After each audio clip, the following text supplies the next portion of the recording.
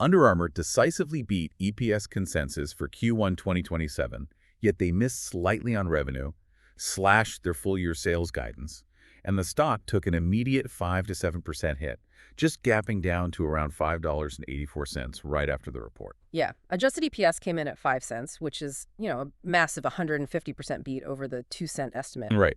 But revenue slipped 3.2% to $1.098 billion, landing just shy of the $1.11 billion consensus.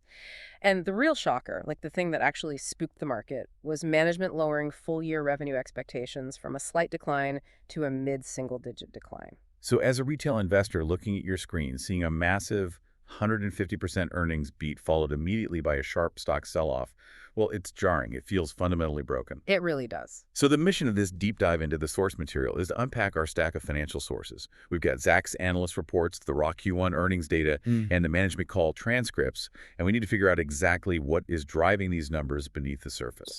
Okay, let's unpack this.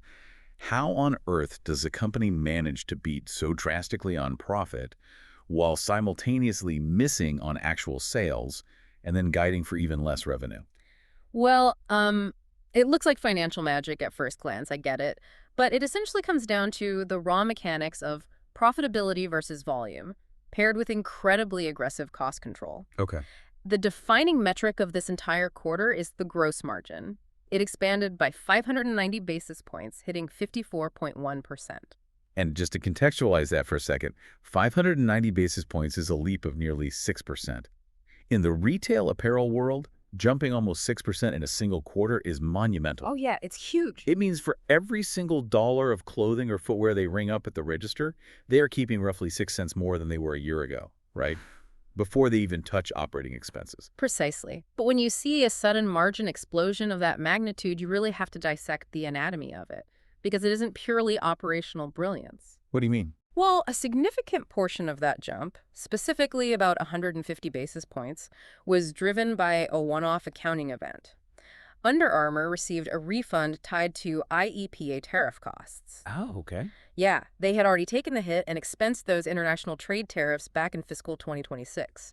So now the refund arrives, acting as a sudden cash benefit hitting the books this quarter. Got it. So it's the equivalent of finding a crisp $20 bill in your winter coat from last year. Pretty much, yeah. Instantly boosts your balance sheet today, and it feels great in the moment, but it definitely doesn't mean you got a raise at work. It's just an isolated windfall. Right, exactly. So pushing back on this, if we strip out the lucky tariff refund, is this margin expansion actually a sustainable reality? Or is it just an accounting life vest masking a core business that's, deteriorating? Well, what's fascinating here is that management is entirely transparent about the one-off nature of that refund. But even when you strip out that 150 basis points, the remaining margin expansion is highly intentional and arguably sustainable. Really? How so? Because it's being driven by a deliberate choice to shrink. They delivered an adjusted operating income of $52.4 million, which completely crushed their own outlook of $30 million to $40 million. Wow, that's a big beat on operating income. Yeah, and they got there through extreme targeted cost control and incredibly tight inventory management. Their total inventory is actually down 3% to $1.1 billion. Meaning they have fewer shirts and shoes sitting in warehouses gathering dust and eating up storage fees. Exactly. And more importantly, they are actively defending their profitability by holding the line on discounts. Right. In a broader retail environment where everyone else is aggressively slashing prices just to clear out their own bloated inventories, Under Armour is refusing to participate. Interesting. Yeah, they are intentionally shrinking the total volume of their business to protect the profit margin on the items they do sell. They would literally rather sell one shirt at full price than 3 shirts at a steep discount. Okay, so they are actively refusing to discount to save their margins. But that kind of aggressive margin protection has to come at the cost of sales volume. It does. If management is intentionally shrinking the business, where are we seeing the biggest drop in actual sales? Well, the bulk of the bleeding is happening right in their own backyard.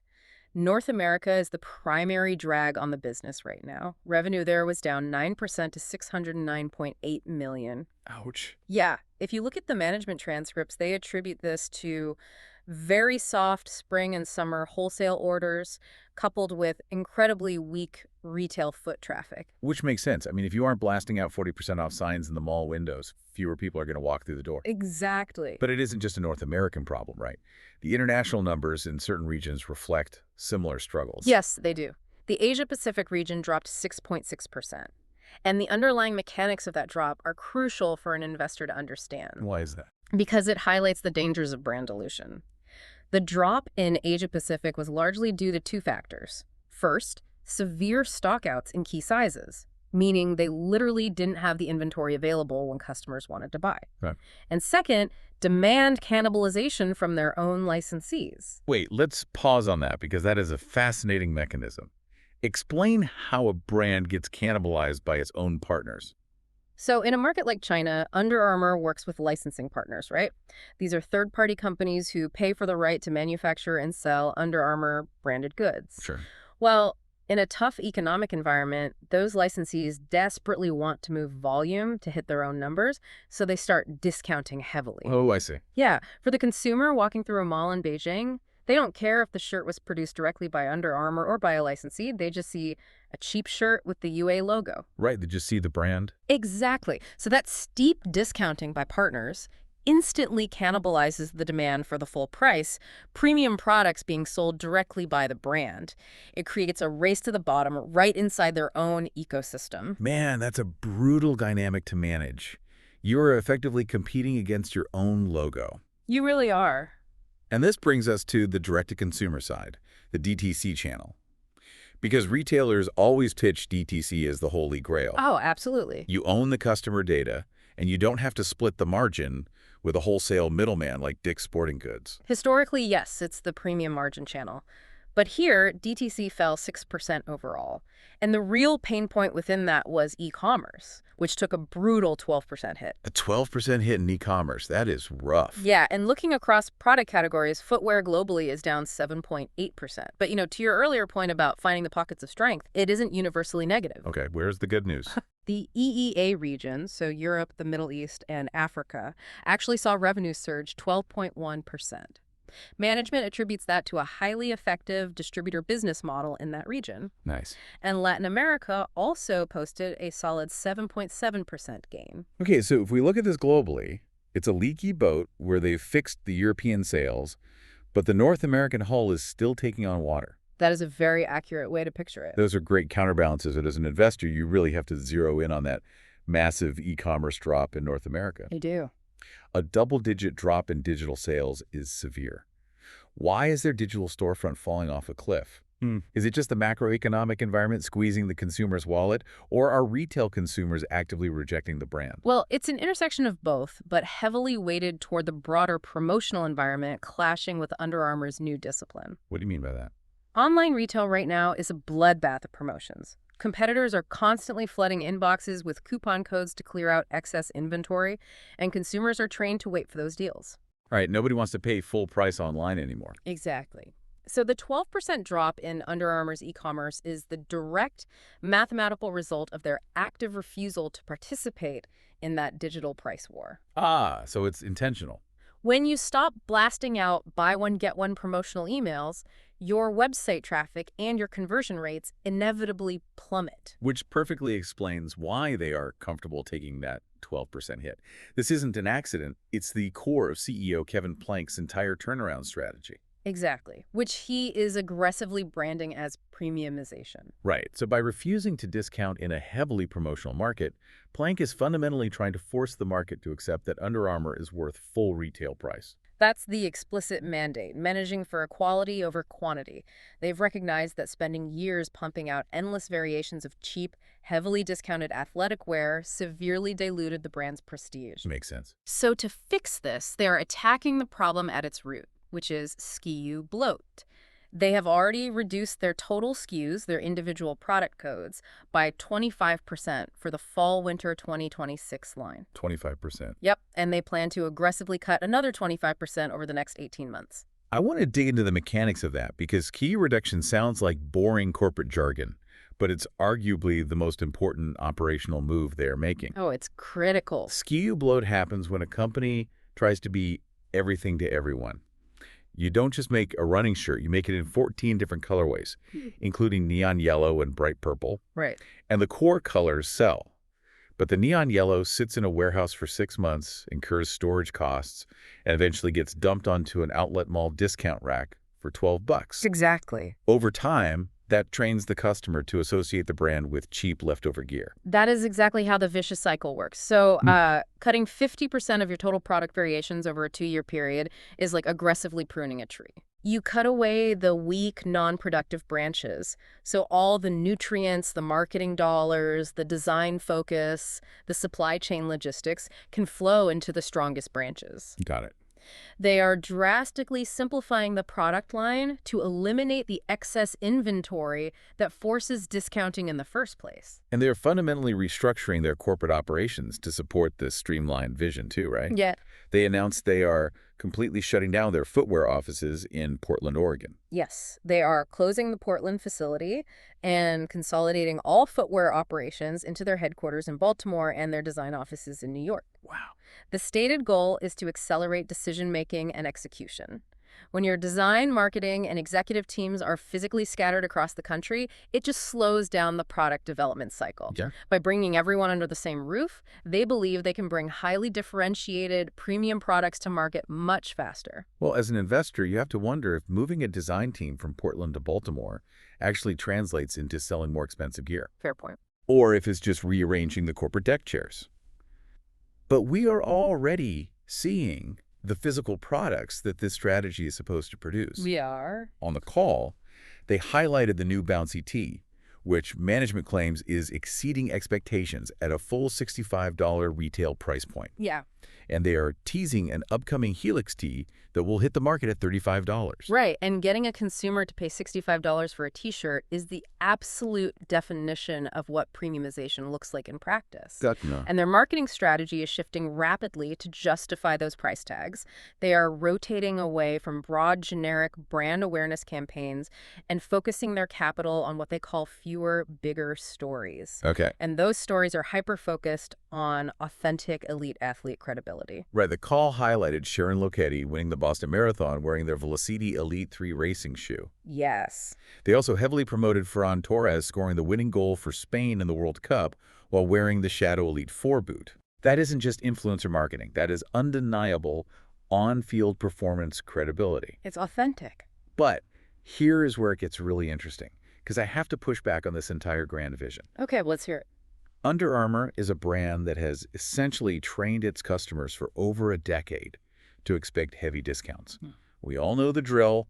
You walk into an outlet mall, find the massive Under Armour store, and load up on buy one, get one free gear. Oh, yeah. We've all been there. Can a brand literally flip a switch, shut off the discount valve, and ask that exact same customer base to happily fork over $65 for a t-shirt without completely alienating them? Well, if we connect this to the bigger picture, you've just zeroed in on the single most perilous part of any retail turnaround. Right. Retraining consumer psychology is agonizingly difficult, and it does not happen overnight. Planck understands this deeply, which is why he is willing to endure what has now become 13 consecutive quarters of revenue declines. 13 quarters.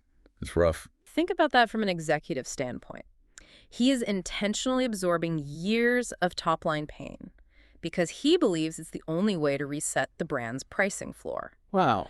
They are literally willing to walk away from hundreds of millions of dollars in low-quality, discount-driven volume to save the long-term equity of the brand. Because if they keep chasing cheap volume, the brand loses whatever prestige it has left. Exactly. They have to endure the withdrawal symptoms now to build a premium foundation for the next decade. It's the corporate equivalent of going cold turkey. I mean, the sales volume drops, the website traffic plummets, the top line shrinks, all predicated on the hope that when the dust finally settles, the core customers who remain are the ones willing to pay full price. It's a massive gamble. Strategy is fascinating in theory, but we have to ground this in reality for the retail investor holding the stock today. How is Wall Street pricing in this multi-year psychological experiment? Let's look at the forward guidance. Yeah, the forward guidance is where the tension in this stock is most visible. As we mentioned at the top, they slashed their full-year revenue guidance from a slight decline to a mid-single-digit decline. Right. But despite forecasting fewer total sales, management completely maintained their full-year adjusted operating income guidance at 140 million to 160 million. Wait, pause right there. Yeah. They are explicitly telling the market, we are going to sell less clothing and footwear than we originally promised. Yes, But we are somehow going to generate the exact same amount of total profit. that's the claim. Mechanically, how do you pull that off when your top line is shrinking? You do it by wielding a massive axe to your operating expenses. Okay. They are offsetting the lost revenue with incredibly aggressive reductions in SG&A, so your selling, general, and administrative expenses. Got it. When you intentionally shrink your sales volume, you require less warehouse space, you need fewer logistics personnel, you can slash broad performance marketing budgets, and you consolidate offices like that Portland closure. Right. Those massive cost cuts act as a shock absorber, really cushioning the bottom line blow of the lost revenue. Which makes sense operationally, but it doesn't mean investors aren't going to feel some serious near-term pain, because the warning signs for the very next quarter are flashing bright red. They absolutely are. Management guided for an EPS loss of 1 to 3 cents for the upcoming second quarter. Yikes. Yeah, that is a stark contrast to the consensus estimates, which had Wall Street expecting a 6-cent profit. So you have a solid Q1 beat, immediately followed by a warning that Q2 is going negative. And there are substantial external risks layering on top of this internal restructuring, too. Correct. Management explicitly quantified some of these headwinds. They cited a $35 million hit specifically tied to ongoing supply chain conflicts in the Middle East, which drives up freight and logistics costs. Right. Furthermore, executing this massive turnaround isn't free. The ongoing restructuring costs tied to their fiscal 2025 plan are projected to total around $305 million by the time the plan wraps up in December 2026. Which brings us to the climax of this entire earnings report, and it's a fascinating clash in market sentiment. Oh, it really is. If you look at the options market in the days leading up to this earnings release, there was unusually heavy put option activity. Yeah. Institutional traders were placing massive bearish bets, anticipating the stock was going to tank. They got exactly what they wanted when the stock dropped 7%. They did. Yet against that wave of pessimism, we see massive insider conviction. Major shareholder Prem Watsa stepped in and bought 739,000 shares on the open market, committing roughly $3.6 million of his own capital. It's a huge buy. So what does this all mean? We have institutional options traders betting aggressively against the stock and a major insider loading up the truck.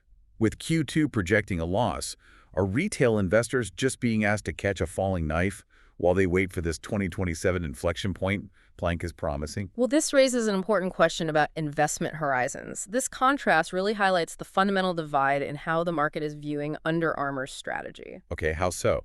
The options traders are playing a highly tactical, short-term game. They analyzed the weak macroeconomic consumer data, they anticipated a revenue miss, they foresaw the weak Q2 guidance, and they capitalized on the immediate downward volatility. Makes sense. Prem Watsa, on the other hand, is playing a multi-year structural game. He isn't looking at next quarter's supply chain headwinds, he's looking at the balance sheet. And how does that look? The balance sheet is remarkably clean. They have $396 million in cash on hand, and they just paid off their 2026 notes. Oh, wow. Which means they have zero immediate debt pressures breathing down their neck. They actually have the cash buffer to keep the lights on and weather the storm while they completely remodel the house. Exactly. The financial risk of insolvency is exceptionally low. They have the liquidity to survive this intentional shrinking phase. Right. The true existential risk is entirely operational and psychological.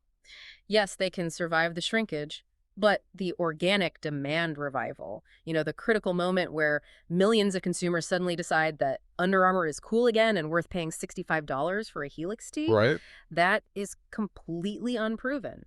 Wall Street is going to demand proof that this premiumization strategy is actually taking root with the consumer, rather than just acting as a mechanism for cutting costs. It is the ultimate retail standoff, a massive multi-year gamble on consumer psychology.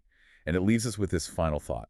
If a global athletic retailer decides it would rather sell absolutely nothing than sell its gear at a discount, It forces every investor to ask a fundamental question. What's that? What is the true undiscounted value of the Under Armour logo to today's consumer?